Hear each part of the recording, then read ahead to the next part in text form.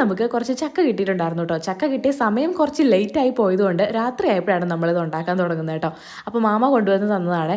എന്തായാലും ചക്ക കിട്ടിയതാണല്ലോ, അപ്പോൾ പിന്നെ ചിക്കനും കൂടി വാങ്ങിച്ചു. സമയം ലേറ്റ് ആയതുകൊണ്ടും നല്ല വിശപ്പുണ്ടായിരുന്നതുകൊണ്ടും ഓരോ പണി ഓരോരുത്തരെ ഏറ്റെടുത്തു കേട്ടോ. അത്തച്ച് ചിക്കൻ കഴുകുന്നുണ്ട്, ഉമ്മച്ചിയാണെങ്കിൽ ചക്കയുടെ പരിപാടി നോക്കുകയാണ്. അരപ്പൊക്കെ അരച്ച് ചേർത്തിട്ടുണ്ട്, എന്നിട്ടത് വേവിക്കാൻ വെച്ചിട്ടുണ്ട് കേട്ടോ. അപ്പോൾ ഞാൻ ആ സമയം കൊണ്ട് ഇഞ്ചി വെളുത്തുള്ളി പേസ്റ്റൊക്കെ റെഡിയാക്കി എടുത്തു. പിന്നെ ചിക്കന് വേണ്ട മുളക് പൊടി മല്ലിപ്പൊടിയൊക്കെ ചൂടാക്കി എടുത്തു.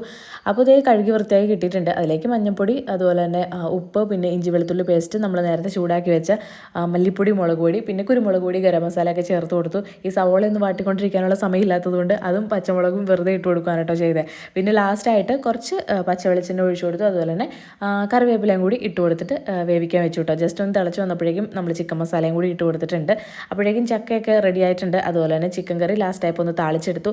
എല്ലാം കഴിഞ്ഞ് നമ്മളിത് 9:30-10 മണി എങ്ങാണ്ട് ആയിട്ടുണ്ടായിരുന്നു കഴിക്കാൻ വേണ്ടിയിട്ട് ഇരുന്നപ്പോൾ. അങ്ങനെ എല്ലാവരും കൂടെ ഒരുമിച്ചിരുന്ന് കഴിച്ചു കേട്ടോ.